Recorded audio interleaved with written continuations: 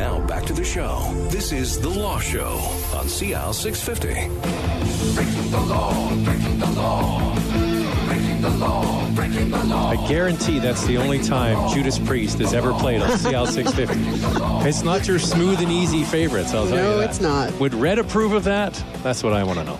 All right, welcome back to the show. This is The Law Show. And joining us from McQuarrieHunterLLP is Alyssa Lockhart and Leah Donaldson. We're talking about wills and estates. And what is Wessa? I always think of that Swedish flatbread you get at the grocery store. Right. That's Vasa, I think. Tasty. So what is Wessa? What does that stand for? The Wills, Estates, Succession Act. Okay. It came into effect at the end of March 2014.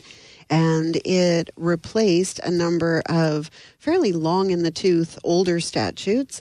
So now we have one omnibus statute that covers all of our estate planning, estate administration, and estate litigation issues within the province of British Columbia. All right, Leah, is it better or worse? Don't know yet. Why is that? Well, it's not clear yet because it takes quite a while for cases to go through the litigation process and come out with decisions. Mm-hmm. So we're now at the point where we have a few, but we don't have a lot of decisions to draw on. Because it's all, I guess, all those precedents before no longer hold up. So does every form of law, every aspect of this act need to be taken to court now? No. Only a few sections have changed. A lot of it is similar or exactly the same, some of it. It's just that certain changes, there's some legal presumptions that have changed that we deal with often. And so it takes a matter of time to see enough decisions come out. Some decisions elevate to the Court of Appeal and things like that. So we have to monitor them to see the development. All right, 30,000 foot level. What has changed post 2014 with Wessa? What's the best way to describe what's changed? Well, we talked earlier, actually, on an earlier show about the reverse onus on undue influence, for example. So if we have a child or another individual who is in a position of dominance over a will maker, and they benefit from a late-in-life change to a will, then the question arises, did they unduly influence that will maker?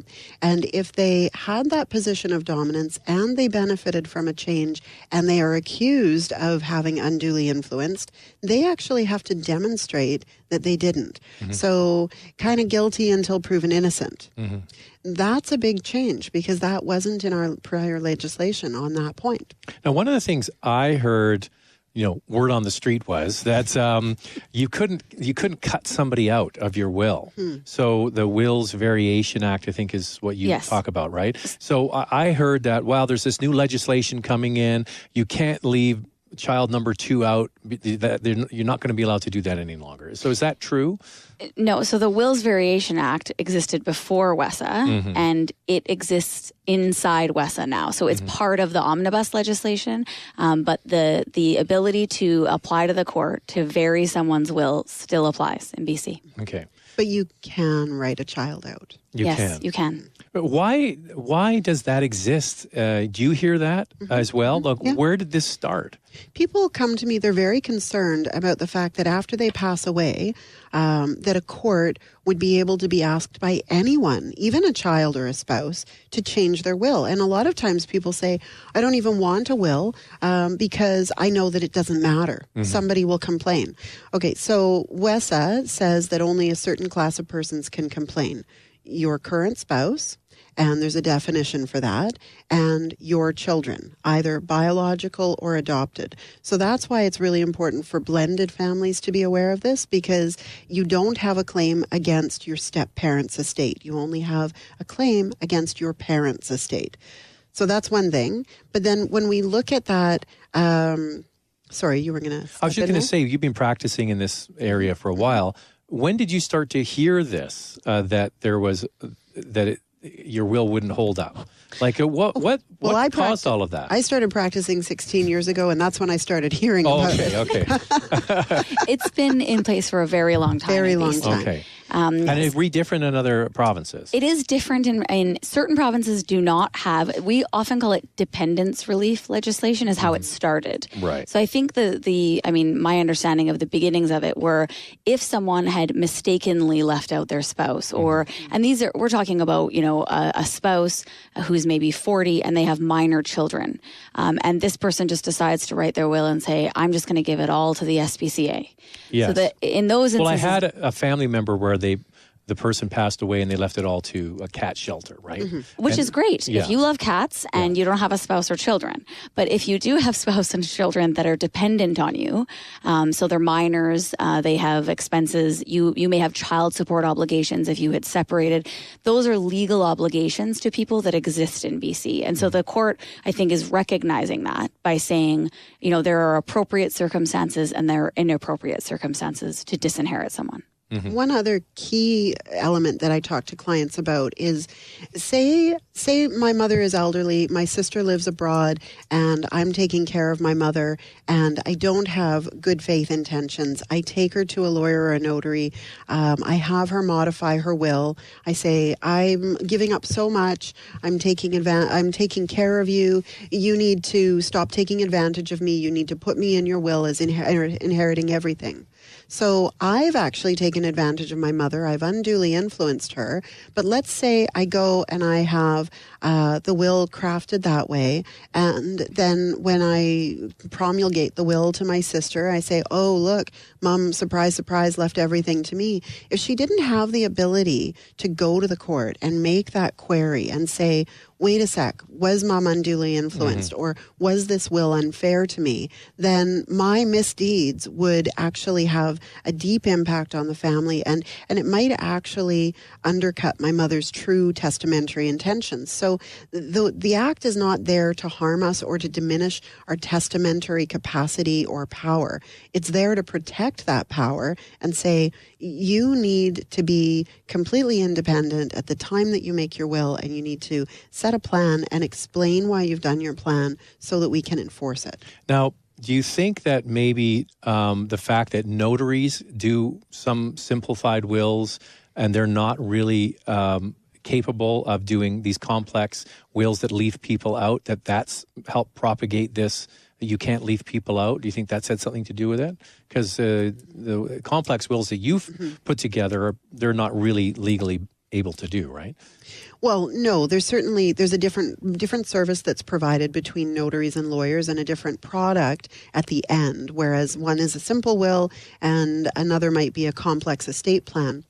I do simple wills as well, but I also see lawyers doing simple wills and not practicing completely in this area and not really being aware of all of the changes. So if we're only doing a few a year, or if we're restricting ourselves to simple, we don't always know what's available in the complex planning. So it really is just a different practitioner for a different level of service. But yeah, what we see is people who don't know whether they are other practitioners of similar industry or whether they're just simply lay people. Like we talk over the fence while we're barbecuing in the summer to our neighbors, and they have opinions as well. So these opinions are propagated from a number of sources. Yeah, it's one of those that seeps that's out there. And but you must have clients that come to you and say, I do want child number 2 to get nothing, right? Maybe because of drug abuse or something like that, and you can do that. Absolutely. One of the greatest concerns that we have when drug abuse in particular is the rationale, is that is actually classified as a disability. And that child might, by the court's view or by a different family's view, be entitled to more. They actually require more support. They are more dependent. So how we handle that is really important. We can get the job done, but we need to do that with certain tools. I'm just using that as an example. Exactly, but it's a great one, Zach. It's absolutely, people come in all the time. Substance abuse is an issue, right? All the time. So what would another reason why a family member, it's just emotional absentee? Yep, absolutely. Neglecting a parent, having a bad relationship. So sometimes there's a rift that goes back 10 years and they've never reached out to that parent. We also see mismanagement of finances. I think some parents they expect that their child might fritter away the money, and so they're concerned about giving them a large sum. And we also see, there are appropriate circumstances that come up that are totally, and it's within your right to disinherit them. And that's, the court is balancing what is just adequate and equitable to these certain class of persons, but also testator autonomy. So the ability of someone to say, you know what, I want to give to the SPCA, but I do have these legal and moral obligations to this class of persons. So it's the balance. It is a balance. Yeah. So that's when Leah gets involved and says, wait a second, that's not equitable. Let's go and find out if we can get things changed, right? Exactly. Which goes back to the Wills Variation Act that's part of WESA. That's right. This is my Law 101 class I'm taking. How am I doing? Pretty good. Do I get a gold star?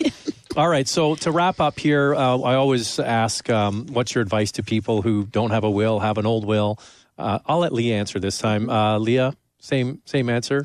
Yeah, it's the same answer. You have to come and see a lawyer because, I mean, we don't do our own dental work. There's a reason That's a trend on TV I saw, though. a bad one. A bad trend. Bad idea. YouTube videos on drilling. Yeah. So, I mean, we just recommend that people, it may be that you come in and you find out that everything you have in place is perfect, but you don't know what you don't know until someone tells you that. So it's a good idea to invest a smaller sum of money at the beginning to have it properly planned out than to pay thousands of dollars in legal fees for a dispute. Well, we had Judas Priest play us in. We should have You Don't Know What You Got Till It's Gone play us out.